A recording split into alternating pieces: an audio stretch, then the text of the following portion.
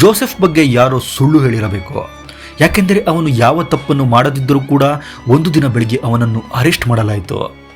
ಇದು ಫ್ರಾನ್ಸ್ ಕಾಫ್ಕಾ ಅವರ ಪ್ರಸಿದ್ಧ ಕಾದಂಬರಿ ದಿ ಟ್ರಯಲ್ನ ಆರಂಭದ ಸಾಲುಗಳು. ಕಥೆಯ ನಾಯಕನಾದ ಜೋಸೆಫ್ ಅನ್ನು ಇದ್ದಕ್ಕಿದ್ದಂತೆ ಬಂಧಿಸಲಾಗುತ್ತದೆ. ಆದರೆ ಅವನನ್ನು ಯಾಕೆ ಅರೆಸ್ಟ್ ಮಾಡಿದ್ದಾರೆ ಅಥವಾ ಅವನ ಮೇಲಿರುವಂಥ ಕೇಸ್ ಏನು ಎಂಬುದು ಯಾರೂ ಕೂಡ ಹೇಳುವುದಿಲ್ಲ. ಈ ರೀತಿ ಕಾರಣವಿಲ್ಲದೆ ಸಂಕಷ್ಟಕ್ಕೆ ಸಿಲುಕುವಂಥ ಸನ್ನಿವೇಶಗಳು ಕಾಫ್ಕಾ ಅವರ ಕಥೆಗಳಲ್ಲಿ ಸಾಮಾನ್ಯವಾಗಿ ಕಂಡುಬರುತ್ತದೆ. ಕಾಫ್ಕಾ ಎಸ್ಕ್ ಎಂದರೇನು? ಕಾಫ್ಕಾ ಅವರ ಕಥೆಗಳಲ್ಲಿ ಬರುವ ಇಂಥ ವಿಚಿತ್ರ ಸನ್ನಿವೇಶಗಳನ್ನು ವಿವರಿಸಲು ವಿದ್ವಾಂಸರು ಕಾಫ್ಕಾ ಎಸ್ಕ್ ಎಂಬ ಹೊಸ ಪದವನ್ನೇ ಸೃಷ್ಟಿಸಿದ್ದಾರೆ.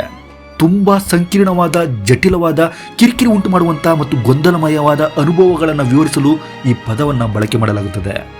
ಉದಾಹರಣೆಗೆ, ಸರ್ಕಾರಿ ಕಚೇರಿಗಳಲ್ಲಿ ಕೆಲಸ ಆಗದೆ ಸುಮ್ಮನೆ ಅಲೆದಾಡುವುದು ಅಥವಾ ಅರ್ಥವಾಗದ ಕಾನೂನುಗಳಲ್ಲಿ ಸಿಕ್ಕಿ ಹಾಕಿಕೊಳ್ಳುವುದು. ಆದರೆ ಬರೀ ಕ್ಯೂನಲ್ಲಿ ನಿಲ್ಲುವುದು ಅಥವಾ ಪೇಪರ್ ವರ್ಕ್ ಮಾಡುವುದು ಮಾತ್ರ ಕಾಫ್ಕಾ ಎಸ್ಕ್ ಅಲ್ಲ. ಅದರ ಆಚೆಗೂ ಕೂಡ ಇದರ ಅರ್ಥವಿದೆ. ಮೊದಲು ಕಾಫ್ಕಾ ಅವರ ಹಿನ್ನೆಲೆ ಬಗ್ಗೆ ತಿಳಿದುಕೊಳ್ಳೋಣ. ಫ್ರಾನ್ಸ್ ಕಾಫ್ಕಾ ಇವರು 20ನೇ ಶತಮಾನದ ಆರಂಭದಲ್ಲಿ ಪ್ರೇಗ್ ನಗರದಲ್ಲಿ ಒಬ್ಬ ಇನ್ಶೂರೆನ್ಸ್ ಕ್ಲರ್ಕ್ ಆಗಿ ಕೆಲಸ ಮಾಡ್ತಾ ಇದ್ರು.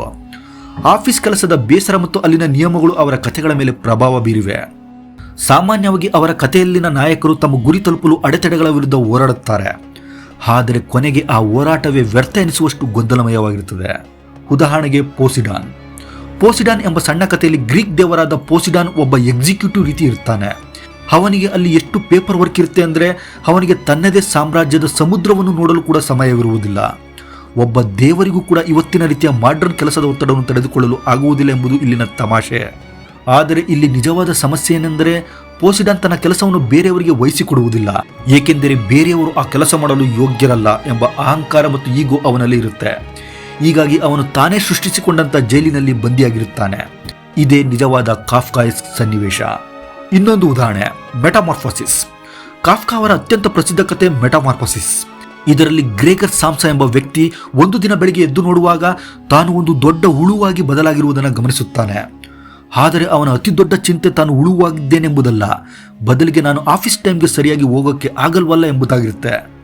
ಇದು ತರ್ಕಕ್ಕೆ ನಿಲುಕದ ಇಲ್ಲಾಜಿಕಲ್ ವಿಷಯವಾಗಿದೆ. ಇನ್ನೊಂದು ಉದಾಹರಣೆ, ಎ ಹ್ಯಾಂಗರ್ ಆರ್ಟಿಸ್ಟ್ ಕಥೆಯು ಒಬ್ಬ ಸರ್ಕಸ್ ಕಲಾವಿದನ ವಿಚಿತ್ರ ಬದುಕನ್ನು ಹೇಳುತ್ತೆ.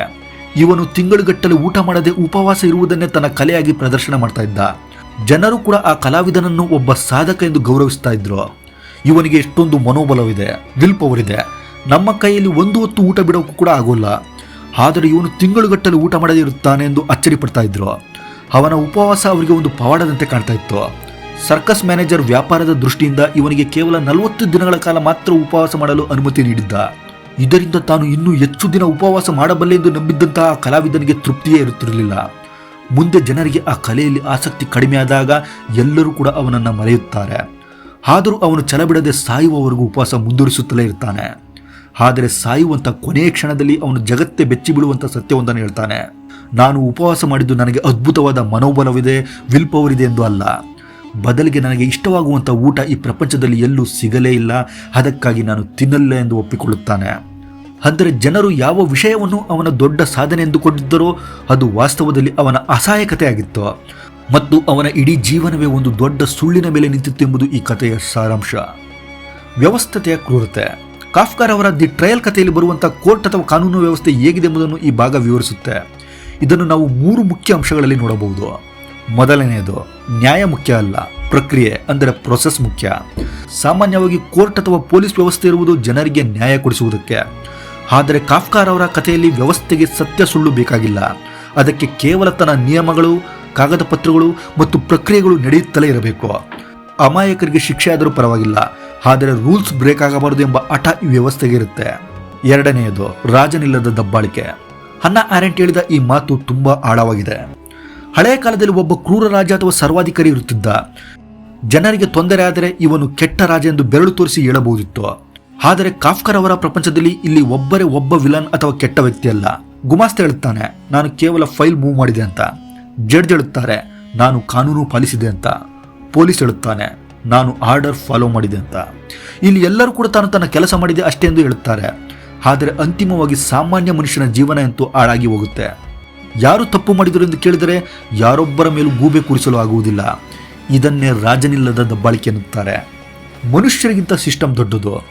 ಇಲ್ಲಿ ಮನುಷ್ಯರ ಸಿಸ್ಟಮನ್ನು ಕಂಟ್ರೋಲ್ ಮಾಡುತ್ತಿಲ್ಲ, ಬದಲಿಗೆ ಆ ಸಿಸ್ಟಮ್ ಮನುಷ್ಯರನ್ನು ಕಂಟ್ರೋಲ್ ಮಾಡ್ತಾ ಇದೆ. ಅದು ಒಂದು ಕರುಣೆ ಇಲ್ಲದ ಯಂತ್ರದಂತೆ. ಅದರ ಉದ್ದೇಶ ಕೇವಲ ತನ್ನ ಅಸ್ತಿತ್ವವನ್ನು ಉಳಿಸಿಕೊಳ್ಳುವುದು. ಅದಕ್ಕೆ ಮನುಷ್ಯರ ಭಾವನೆಗಳು ಅಥವಾ ನೋವು ಅರ್ಥವಾಗುವುದಿಲ್ಲ. ಕಾಫ್ಕರವರ ಕಥೆಗಳಲ್ಲಿ ಈ ರೀತಿ ಕತ್ತಲಿದ್ದರೂ ಕೂಡ ಅಲ್ಲಿ ಒಂದು ರೀತಿಯ ವಿಚಿತ್ರವಾದ ಹಾಸ್ಯವೂ ಕೂಡ ಇದೆ. ಹಿಂದಿನ ಪ್ರಪಂಚದಲ್ಲಿ ನಾವು ಕಾಫ್ಕಾಯ ಸನ್ನಿವೇಶಗಳನ್ನು ನೋಡುತ್ತಲೇ ಇರುತ್ತೇವೆ. ನಾವು ನಮಗೆ ಗೊತ್ತಿಲ್ಲದಂಥ ನಿಯಮಗಳನ್ನು ಪಾಲಿಸಬೇಕಾಗುತ್ತದೆ ಮತ್ತು ಮುಖಪರಿಚಯವಿಲ್ಲದಂಥ ಜನರು ನಮ್ಮನ್ನು ನಿರ್ಣಯಿಸುತ್ತಾರೆ, ಜಡ್ಜ್ ಮಾಡುತ್ತಾರೆ, ನಮ್ಮ ಬಗ್ಗೆ ಕ್ರಿಟಿಸೈಸ್ ಮಾಡ್ತಾರೆ. ಆದರೆ ಕಾಫ್ಕರವರ ಕಥೆಗಳು ನಮ್ಮ ತಪ್ಪುಗಳನ್ನು ನಮಗೆ ತೋರಿಸುತ್ತವೆ. ಈ ಸಂಕೀರ್ಣವಾದ ಜಟಿಲವಾದ ಪ್ರಪಂಚವನ್ನು ಸೃಷ್ಟಿ ಮಾಡಿರುವುದು ನಾವೇ, ಮನುಷ್ಯರು. ಹಾಗಾಗಿ ಇದನ್ನು ಒಳ್ಳೆಯ ರೀತಿಯಲ್ಲಿ ಬದಲಾಯಿಸುವಂಥ ಶಕ್ತಿಯೂ ಕೂಡ ನಮ್ಮ ಬಳಿಯೇ ಇದೆ ಎಂಬುದನ್ನು ಕಾಫ್ಕ ನೆನಪಿಸುತ್ತಾರೆ.